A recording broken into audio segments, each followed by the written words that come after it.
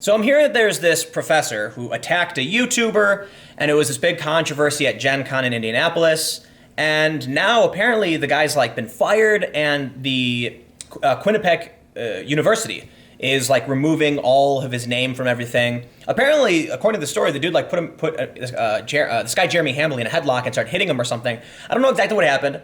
I haven't actually read through the story because we're gonna learn together. But I can talk about what I do know about what happened with Jeremy Hambly. So if you're not familiar, Jeremy Hambly runs a couple YouTube channels, Unsleeved Media and The Quartering. And I think one of them is like a gaming channel, and one of them is more focused on like social commentary and politics.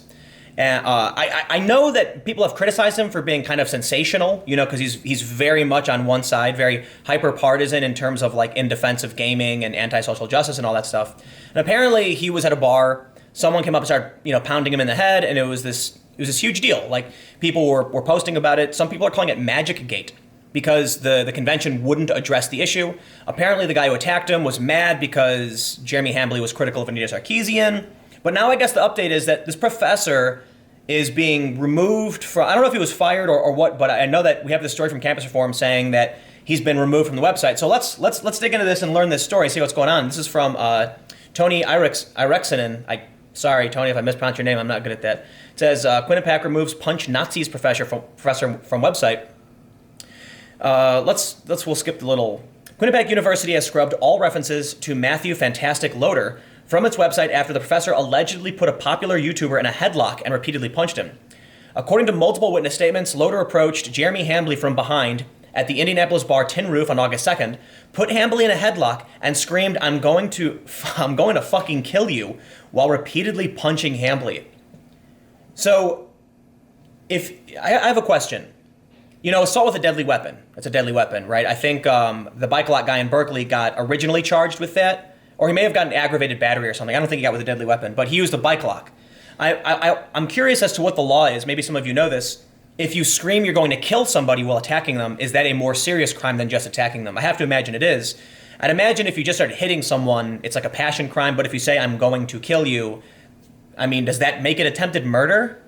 I mean, you can murder someone by punching them in the back of the head, right? So I'm not actually saying he did. I'm just saying I wonder if there's like a more egregious crime than standard battery or assault.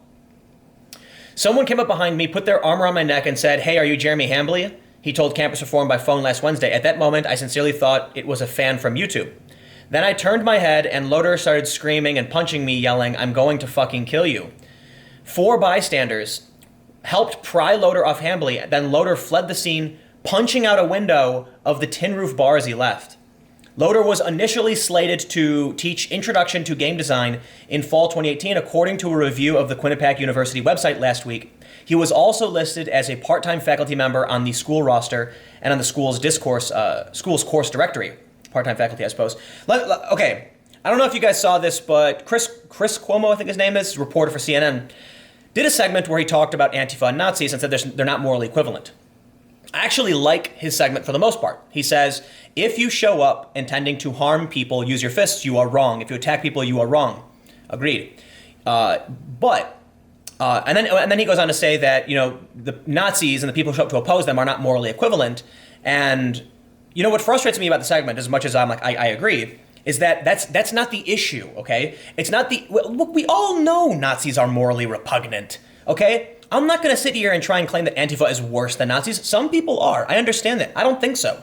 Like, Antifa shows up to someone's event and attacks them, and that's a problem. And they're in the wrong in that instance. Even the ACLU has defended the most deplorable people when they march. Like, the ACLU defends the KKK, and they defended Jason Kessler and his right to hold a rally.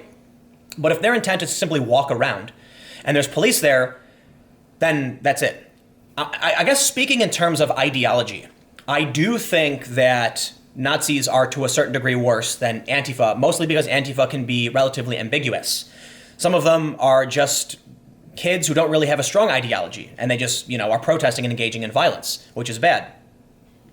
Some of them are communists, which is really bad, and as far as I'm concerned, arguably on par with Nazis. Like, how do you quantify which is worse? I know a lot of people will, but the issue is they can both be bad at the same time. Two things can be true and not equivalent. And Chris Cuomo's segment missed the fact that people who claim to be punching Nazis show up and punch people like Jeremy Hambly, who, look, let's play devil's advocate here. The worst thing you can say about Jeremy Hambly, he's an asshole. That's about it. Like, the dude is a guy who plays card games and he sits in a room talking about his ideas. That's it. So he's an asshole.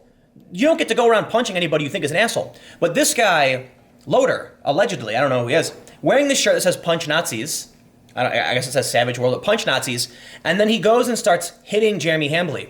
That's what we're talking about when we say Antifa is wrong and morally bad, okay? We are not trying to, look, when they say that they're not morally equivalent, I go, sure, but we're not talking about Antifa confronting Nazis.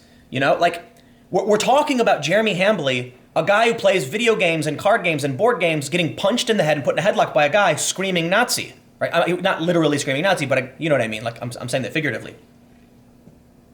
So, since Campus Reform broke the story, all mentions of Loader have been scrubbed from the school website, and 2 sections of Introduction to Game Design are currently listed on the directory without an instructor. So I don't know. It says Quinnipiac University would not confirm whether Loader will still be teaching at the school in the fall, and when phoned, an officer at the school public safety department claimed that he had zero knowledge of the alleged assault.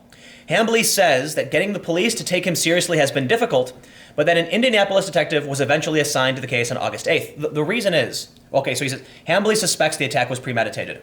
Because of some tweets, that seems to be the case, though, again, we don't have any we don't have confirmation necessarily. This guy hasn't been caught or anything.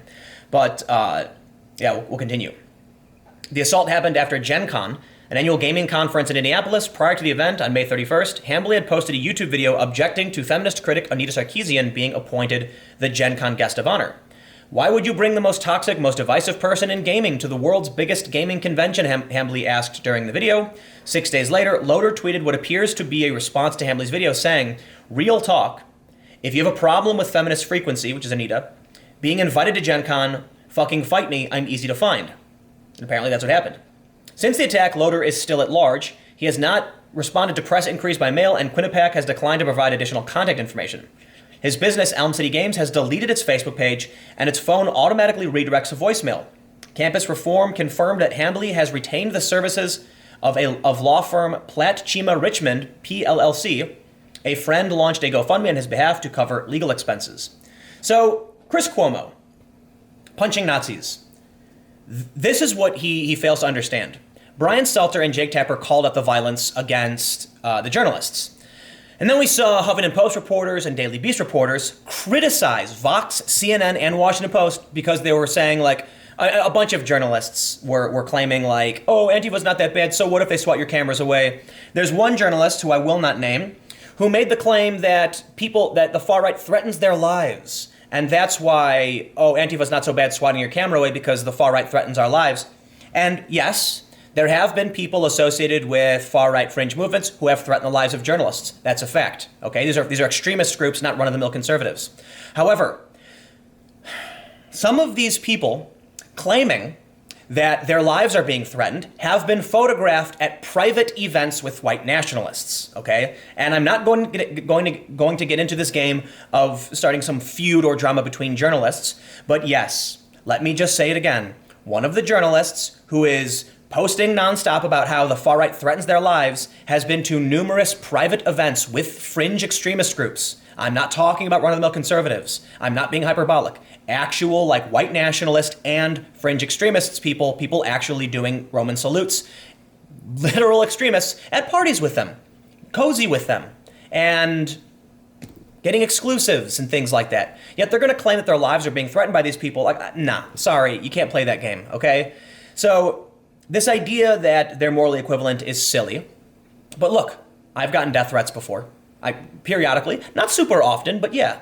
Well, I went to a skate park in California, and I had a bunch of guys come up to me and start, threatening me for being a Trump guy. I'm like, I've never supported Trump. I've never publicly supported Trump, and I've actually publicly criticized Trump many times. But these people all seem to like make shit up. So here's what happens. This guy, this professor, puts on a shirt saying he punches Nazis. He shows up and starts beating a guy who was minding his own business. And then everyone says, oh, but Antifa only punches Nazis. And I'd like to point them in this direction and say, simply because Jeremy Hambly, to you, might be an asshole, like, I think that's the fairest thing we can say about Hambly. Is he a Nazi? Of course not. Is he an asshole? Sure, you can call him an asshole if you don't like him. But does that mean you get to go around punching assholes? No. They're claiming they're punching Nazis, but what they're really doing is they're using the word Nazi as a cover so they can assault random people they don't like.